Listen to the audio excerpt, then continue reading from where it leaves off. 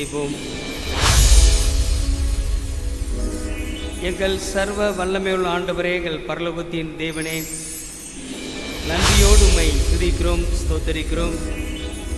ஒரு மனிதன் தன் பிள்ளையை சுமந்து கொண்டு போவது போல நீங்கள் இவ்விடம் வருகிற வரைக்கும் உங்கள் தேவனாகிய கர்த்தர் உங்களை சுமந்து கொண்டு வந்த வழிகளெல்லாம் கண்டீர்களே என்று அருமையாய் ஆண்டவரே ஆசீர்வாதமாய் சுமந்து வந்த பாதைகளை திரும்பி பார்த்து நாங்கள் நன்றி செலுத்துகிறோம். இந்த ஆண்டு முழுவதும் நடத்தின கர்த்தர் தொடர்ந்து ஒரு சில மணித்துணிகளிலே நாங்கள் புதிய ஆண்டை சந்திக்க இருக்கிறோம். கர்த்தர் தாமே முழுமையான ஆசீர்வாதத்தினால் நிரப்பும். இயேசு கிறிஸ்துவின் நாமத்தில் ஜெபிக்கிறோம், ஜீவனுள்ள நல்ல பிதாவே, ஆமென். மீண்டுமாக நாம் முதலாம் பாடலாக கிறிஸ்து சபை பாமாலை 253வது பாடல், கர்த்தாவே யுக யுகமாய்.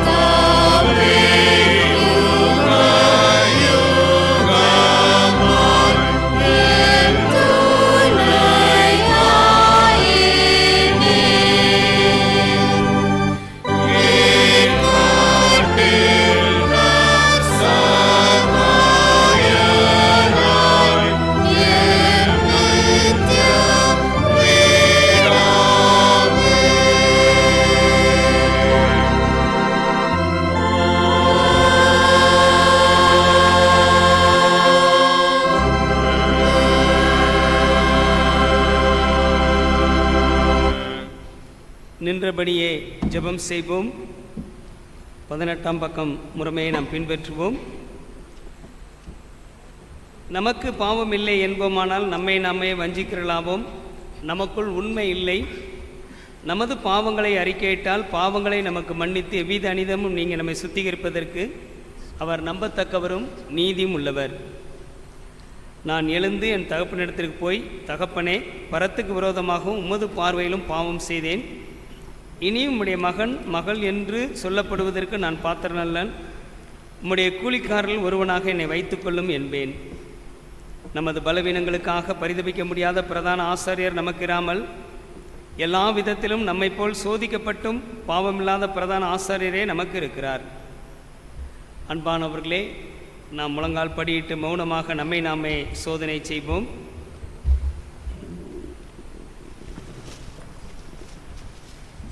சர்வ வல்லமையுள்ள கடவுளிடத்தில் நாம் நமது பாவங்களை தாழ்மையோடு அறிக்கையிடுவோம். சேர்ந்து சொல்லுவோம். சர்வ வல்லமையும்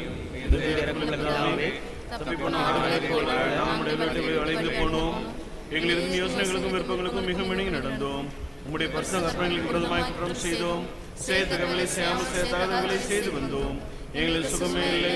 ஆனாலும் ஆண்டவரே, தேவரின் மூலமாய் மனிதர்கள் அறிவாக்கும்படியே நிர்வாகமுள்ள குற்றவாளிகளாக எங்களுக்கு இறங்கும். தப்பிதங்களை அறிக்கையிடுகிற எங்கள் மேல் பொறுமையாயிரும். காத்திருக்கப்படுகிற எங்களை சீர்படுத்தும். மிகவும் இறக்கமுள்ள பிதாவே, உமது பசுநாமத்தில் மேம்புண்டாகும்படி நாங்கள் இனி தேவ பக்தியும் நீதியும் தெளிந்த பக்தியும் உள்ளவர்களாய் நடந்து வர இயேசு கிறிஸ்துவின் எங்கள் கிருபை செய்தருளும். ஆமென். மாறி மாறி வாசிக்கும்படியாக சங்கீதம் 116 சங்கீதம். யாவரும் எழுந்து நின்று 116 சங்கீதம் 1 முதல் 14 வரை.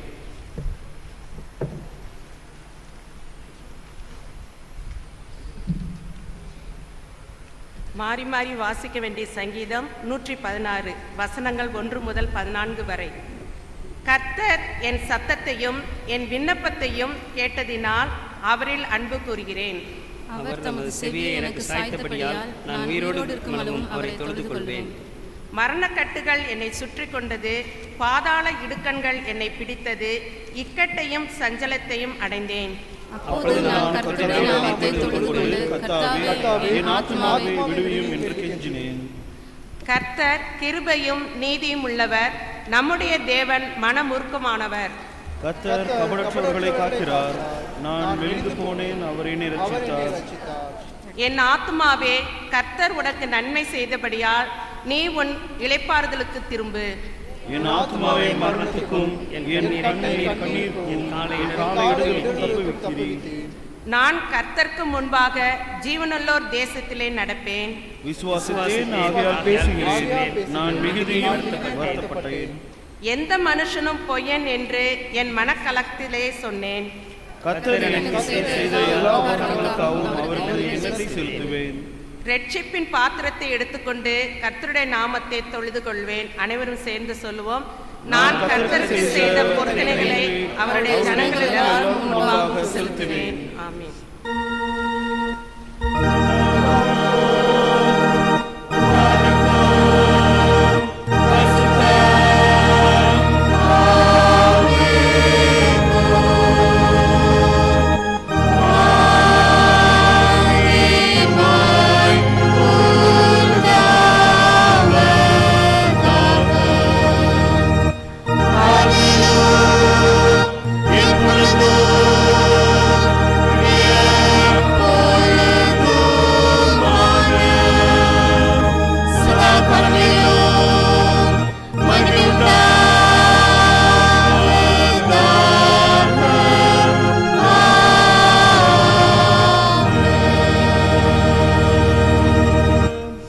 அமர்ந்திருந்து முதலாம் வேத பாடம் வாசி கேட்போம்.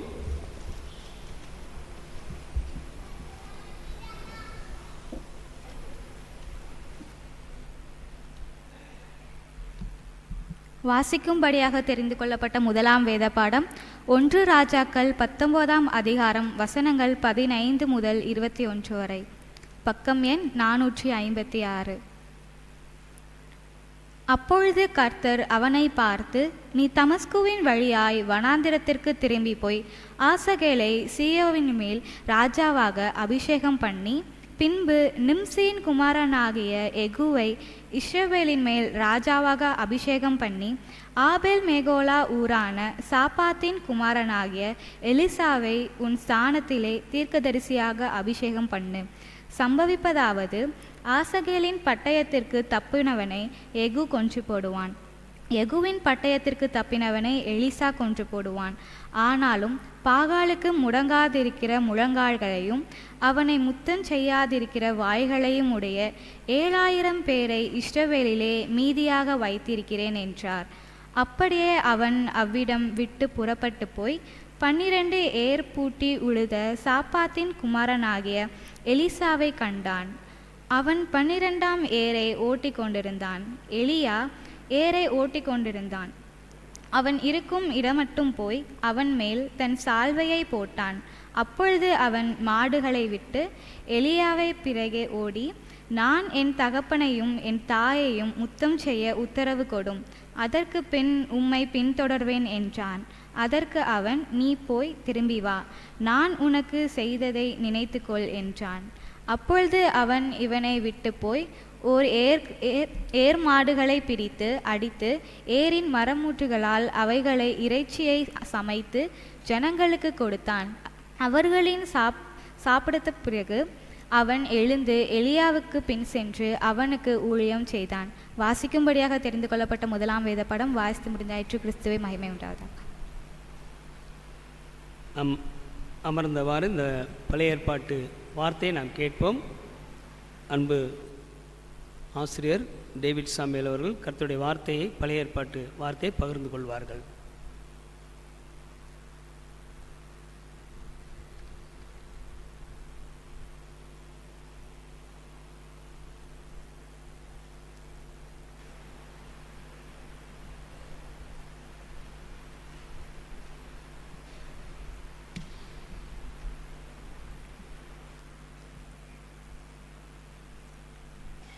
ஒரு நிமிடம் தலைகளை தாழ்த்தி ஜெபிப்போம். மகா இரக்கமுள்ள எங்கள் அன்பின் பரலோக பிதாவே, உம்மை நினைக்கின்றோம், துதிக்கின்றோம், ஸ்தோத்திரிக்கின்றோம். அப்பா, இந்த ஆண்டின் கடைசி நாட்களிலே, கடைசி மாதத்திலே, கடைசி நிமிடங்களிலே நீர் எங்களை அழைத்து வந்த பெரிதான கிருபைக்காக உமக்கு கோடி நன்றி தகப்பனே. நீ செய்த காரியங்கள் எவ்வளவு அப்பா, உம்மை துதிக்கின்றோம். இப்பொழுதும் கூட கர்த்தாவே, உம்முடைய சத்தியம் நிறைந்த வார்த்தையிலிருந்து ஒரு சில வார்த்தைகளை நாங்கள் பேசுகின்றோம். அடியேனை மறைத்து நீர் பேசும், நான் அல்ல, நீர் பேசுவீராக. உம்மால் கூடாத காரியம் ஒன்றுமில்லை. உம்முடைய வார்த்தையை அக்கினியாய் பேசும். இயேசுவின் நாமத்தில் பிதாவே, ஆமென்.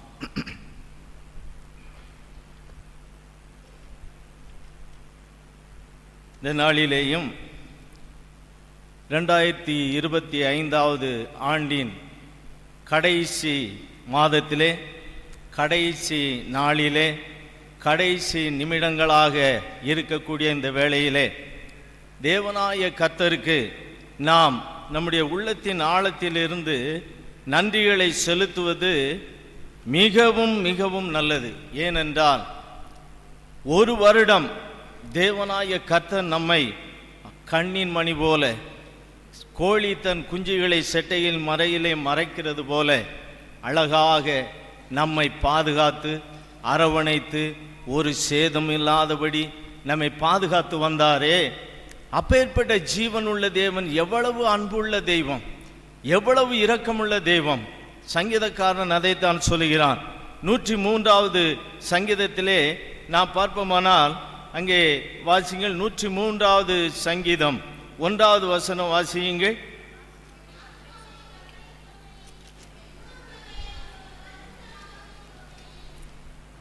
என் ஆத்துமாவே கர்த்தரை ஸ்தோத்திரி, என் முழு உள்ளமே அவருடைய பரிசுத்த நாமத்தை ஸ்தோத்திரி. என் ஆத்துமாவே நீ கர்த்தரை ஸ்தோத்திரி. ஏன் என் ஆத்துமா கர்த்தரை ஸ்தோத்தரிக்க வேண்டும்? ஏன் அவரை துதிக்க வேண்டும்? ஏன்? உலகத்தில் எத்தனையோ மனிதர்களை நான் நம்பி இருக்கின்றோம். மனிதர்கள் நமக்கு நன்மை செய்வார்கள், இவர் பின்னால் செய்தால் நமக்கு நன்மை வரும், எந்த தீமை வராது என்று நினைத்து நாம் செல்கின்ற பாதையை மாற்றி, தேவனாய கர்த்தர், நீ என் பின்னே வா மகனே, நீ என் பின்னே வா, நான் உன்னை பலப்படுத்தி உனக்கு வேண்டிய நன்மையை நான் செய்வேன் என்று சொல்லி அவர் அங்கே சொல்லுகிறார். அதைத்தான் தாவீது அரசன் அங்கே சொல்லுகிறார். என் ஆத்துமாவே நீ கர்த்தரை ஸ்தோத்திரி என்று சொல்லி அவர் சொல்லுகிறதை நாம் பார்க்கலாம். எகிப்தின் அடிமைத்தனத்தில் இருந்து இஸ்ரவேல் ஜனங்களை தேவனாய கர்த்தர் அங்கே அழைத்து வருகக்கூடிய ஒரு காலகட்டம். அடிமைத்தனத்திலிருந்து ஒரு விடுதலையிலிருந்து வெளியே வந்து விட்டார்கள். ஆனாலும் அங்கே கடந்து வரக்கூடிய பாதை கரடும் முரடும் ஒரு கடினமான பாதை. எதிர்த்து வந்து பார்ப்போமானால் அங்கே செங்கடல் பார்த்தால், பின்னிட்டு பார்த்தால் பார்வோனிய சேனை. என்ன செய்வது, நாம் என்ன செய்வது? எகிப்திலே இருந்திருந்தால் நன்றாக இருந்திருப்போமே, இங்கே வந்து விட்டோமே. ஒரு மரண இக்கட்டு நம்மை சூழ்ந்து கொண்டதே. இந்த இக்கட்டில் இருந்து நம்மை விடுவிப்பவன் யார்? இந்த மோசே விடுவிப்பாரா? நம்மை அழைத்து வந்தாரே, இவரால் முடியுமா என்று அவர்கள் திகைத்து நின்ற வேளையிலே என் தேவனாய கர்த்தர் சொன்னார், மோசேயை பார்த்து, இந்த ஜனங்களுக்கு உன்னால் ஒரு விடுதலை உண்டு, உன்னை கொண்டு நான் பெரிய காரியங்களை செய்ய போகிறேன் என்று சொல்லி அந்த மரண போராட்டத்திலே கர்த்தர் அவர்களை விடுவித்தார். நம்முடைய வாழ்க்கையிலே எத்தனையோ செங்கடல்கள் நம்மை பின்தொடர்ந்து வந்திருக்கலாம். எத்தனையோ செங்கடல்கள் நம்மை தடுத்து நிறுத்தி இருக்கலாம். இந்த செங்கடல்கள் நம்மை ஏதாவது சேதப்படுத்தி விடலாம் என்று நினைத்திருக்கின்ற வேளையிலே கர்த்தர் பார்த்தார், மகனே நீ கலங்காதே, மகனே நீ கலங்காதே, திகையாதே, நான் உன்னோடு இருக்கின்றேன், நான் உன்னை பலப்படுத்துவேன். ஏன் நீ கலங்க வேண்டும்? நான் ஒரு வருடம் உன்னை அழைத்து வரவில்லையா? என் நன்மையினால் உன்னை திருப்தியாக்கவில்லையா? எத்தனையோ காரியங்களை உனக்கு நன்மையை செய்து இருக்கின்றேனே. சாலமோன் ராஜா கட்டிய ஆலயத்திலே அந்த ஜனங்கள் தன்னுடைய பரிசுத்தமான கைகளை உயர்த்தி ஜெபித்த பொழுது கர்த்தர் ஆசீர்வதித்தார். இந்த ஆலயத்திற்கு ஒரு வருடம் நாம் கடந்து வந்திருக்கின்றோம். அவருடைய சமூகத்தில் வந்து நம்முடைய கைகளை உயர்த்தி ஜெபித்து இருக்கின்றோம். தேவனுடைய வார்த்தைகளை கேட்டு இருக்கின்றோம். நம்முடைய வாழ்க்கையிலே வீட்டில் வாசலை திறந்து பாருங்கள், அப்பொழுது தெரியும் என் தேவனாய கர்த்தர் என்னை எப்படியெல்லாம் ஆசீர்வதித்திருக்கின்றார். எவ்வளவு உள்ளத்தின் ஆழத்திலிருந்து நன்றி சொல்ல வேண்டும். எவ்வளவு பெரிய ஆசீர்வாதம். நான் இக்கட்டான சூழ்நிலையிலே இருந்தேனே, என் தேவனாய கர்த்தர் என்னை பாதுகாத்தார். தடைகள் எத்தனையோ வந்தது குடும்பத்திலே, கர்த்தர் பாதுகாத்தார். நம்முடைய உள்ளத்தின் ஆழத்திலிருந்து தேவாதி தேவனுக்கு நாம் நன்றி செலுத்த கடமைப்பட்டவர்களாய் காணப்படுகின்றோம். மரண கட்டுகள் என்னை சூழ்ந்து கொண்டது, கர்த்தர் என்னை விடுவித்தார். தாவீது அரசனுக்கு 25 முறை மரண கட்டுகள் அவனை சூழ்ந்து கொண்டது. அந்த 25 முறையும் என் தேவனாய கர்த்தர் அவனை பாதுகாத்தார். நமக்கு எத்தனை விதமான மரண கண்ணிகள், எத்தனை விதமான மரண போராட்டங்கள். எங்கு சென்றாலும் போகின்ற இடத்திலே வருகின்ற இடத்திலே பாதுகாப்பு இல்லை. எப்படிப்பட்ட சூழ்நிலையிலே நாம் கடன் சென்று வந்து கொண்டு இருக்கின்றோம். என் தேவனாய கர்த்தர் நம் ஒவ்வொருவரையும் ஒவ்வொரு நிமிடமும் பாதுகாத்து நம்மை வழி நடத்தி வருகிறாரே. அல்லேலூயா! அவர் நம்மை பாதுகாத்தாரே, வழி நடத்தினாரே. எப்படிப்பட்ட தேவனாய கர்த்தர்!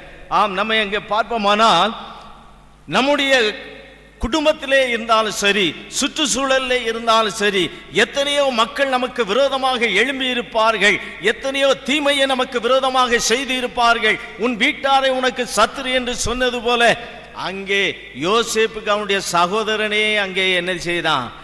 தீமையை செய்யக்கூடிய ஒரு சூழ்நிலை வந்தது. ஆனால் அவனுடைய உள்ளமோ பொறுமையினால் நிரம்பி இருந்தது. பொறுமையோடு இருக்க வேண்டும்.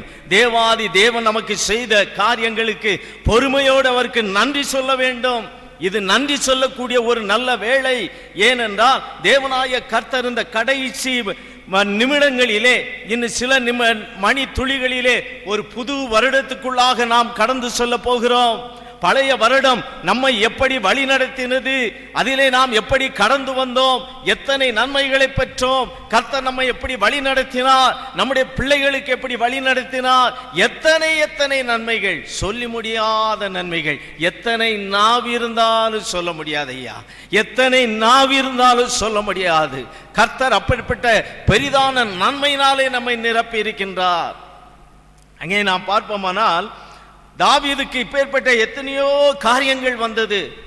ஆனாலும் கர்த்தர் அவனை பாதுகாத்தார். அவனுடைய சொந்த மகனாலே பெரிய தீமை வருகின்ற போதெல்லாம் கர்த்தர் அவனை பாதுகாத்தார். மரண கண்ணிகளில் இருந்து பாதுகாத்தார். ஆம், இதே விதம் நான் பார்க்கும்பொழுது நம்முடைய வாழ்க்கையிலே எத்தனையோ விதமான பீலேயாம்கள் நம்மை சூழ்ந்திருக்கலாம்.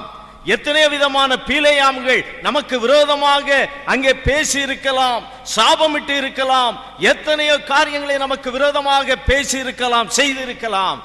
எத்தனை பீலேயாம்கள் நமக்கு விரோதமாக எழும்பினாலும் என் தேவனாய கர்த்தர் நம்மளோடு இருக்கும் பொழுது ஒரு தீமையும் நம்மை அணுக முடியாதியா. ஒரு வருடம் தேவனாய கர்த்தர் எத்தனையோ பீலேயாம்களுக்கு கர்த்தர் நம்மை பாதுகாத்து வழிநடத்தி வந்திருக்கின்றார். எவ்வளவு பெரிய நன்மையுள்ள தேவன், எவ்வளவு ஆச்சரியமான தேவன், எவ்வளவு பாதுகாப்பான தேவன். நமக்கு எத்தனையோ வியாதிகள், எத்தனையோ நோய்கள், இக்கட்டுகள், மரண கண்ணிகள் வந்த பொழுது இந்த வியாதியிலிருந்து என்னை விடுவிப்பது யார், இந்த நோயிலிருந்து என்னை விடுவிப்பது யார் என்று நாம் ஆஸ்பத்திரியிலே கலங்கி கொண்டு இருந்த வேளையிலே, நம்முடைய எண்ணங்கள் எல்லாம் சிதறடித்து வேறு எங்கேயோ சென்று கொண்டிருந்த வேளையிலே கர்த்தர் சொன்னார், நானே உன் பரிகாரியாகிய கர்த்தர் ஐயா, நான் தான் உன் பரிகாரியாகிய கர்த்தர். உனக்கு என்ன வியாதி வந்தாலும் என்ன நோய் வந்தாலும் நான் அதை உன் சரீரத்தை விட்டு எடுத்து போடுவேன் என்று சொல்லி கர்த்தர் செய்த காரியத்திற்காக நன்றி சொல்ல வேண்டும். நம்முடைய உடலில் இருக்கிற எலும்புகள் எல்லாம் உலர்ந்து போனது. எசேக்கியேல் 27வது அதிகாரத்தில் சொல்லப்பட்டு இருக்கிறது, இந்த எலும்புகளுக்கு ஒரு உயிர் அடையுமா? உயிர் அடையும். எப்போது? அவைகள் உலர்ந்து போனதே, தளர்ந்து போனதே, எப்போதையா உயிரடையும்? என் தேவனாய கர்த்தருடைய வல்லமை நமக்குள்ளே இறங்கி வரும் பொழுது விடுவிக்க கூடாத காரியங்கள், நடக்கக்கூடாத காரியங்கள், எத்தனை தடைகள் எல்லாவற்றையும் என் தேவனாய கர்த்தர் செய்து எலும்புகளை எல்லாம் உயிரடைய செய்தார். எலும்பெல்லாம் உயிரடைய செய்தார். எலும்புக்கு உள்ளதான் எலும்பு மச்சை என்று ஒன்று இருக்கிறது. அவைகள் சோர்ந்து போன வேளையிலே எலும்பு மச்சைகளுக்குள்ளே என் தேவனாய கர்த்தர் அந்த வல்லமையை அனுப்பி, என் மகனே நான் உயிரடைய செய்கிறேன், என் மகளே நான் உன்னை உயிரடைய செய்கிறேன் என்று சொல்லி நம்மளை உயிரடைய செய்து வழி நடத்தி வந்திருக்கிறாரே. எவ்வளவு பெரிய தேவன், எவ்வளவு பெரிய அன்பு நிறைந்த தேவன். ஆம், அப்பேற்பட்ட வல்லமை உள்ள தேவன் இந்த நாளிலேயும், இந்த வருடத்தின் கடைசி நாட்களிலே நாம் நன்றி சொல்ல வேண்டும். நம்முடைய ஜெபத்துக்கு பதில் கொடுத்தாரே, அதற்காக நன்றி சொல்ல வேண்டும். நம்முடைய ஒவ்வொரு விதமான காரியங்களிலும் நம்மை விடுவித்தாரே, இளைப்பாறுதலை கொடுத்தாரே, நன்றி. நமக்கு நல்ல சமாதானத்தை கொடுத்தாரே, அவருக்கு நன்றி. நமக்கு நல்ல வியாதியிலிருந்து விடுதலை கொடுத்தாரே, அவருக்கு நன்றி. நீ வழி இதுவே, இதிலே நடவுங்கள் என்று சொல்லி நம்மை ஒரு தகப்பன் நம்முடைய பிள்ளைக்கு பாதுகாப்பாய் சொல்வது போல எவ்வளவு அழகாக நீ வடக்கே சாயும் போதும் தெற்கே சாயும் போதும் வழி இதுவே, இதிலே நடவுங்கள் என்று சொல்லி எவ்வளவு பாதுகாப்பாக நம்முடைய கால்கள் இடராதபடி கால்களை மான்கால்களை பலப்படுத்தி சொன்னாரே, அதற்காக நன்றி சொல்ல வேண்டும். இப்பேற்பட்ட தேவனாய கர்த்தர் இந்த கடைசி நாட்களிலே அழைத்து வந்த இந்த வருடத்தின் கடைசியிலே அழைத்து வந்த தேவனாய கர்த்தருக்கு உள்ளத்தின் ஆழத்திலிருந்து நன்றி சொல்லுகிறவர்களாய் இருக்க வேண்டும். நன்றி சொல்லிக் கொண்டே இருக்க வேண்டும். ஏனென்றால் கர்த்தர் செய்த நன்மைகள் அத்தனை நன்மைகள். நன்றி சொல்லாமல் இருக்கவே முடியாது, பல நன்மை செய்த இயேசுவுக்கே நன்றி நன்றி நன்றி என்று சொல்லி நான் துதிப்பேன், நாள்தோறும் போற்றுவேன், நாள்தோறும் போற்றுவே. எத்தனையோ நன்மைகள், எத்தனையோ தீமைகளிலிருந்து விடுதலைகள். நன்றி சொல்லிக் கொண்டே இருப்போம். கர்த்தர் நம்மை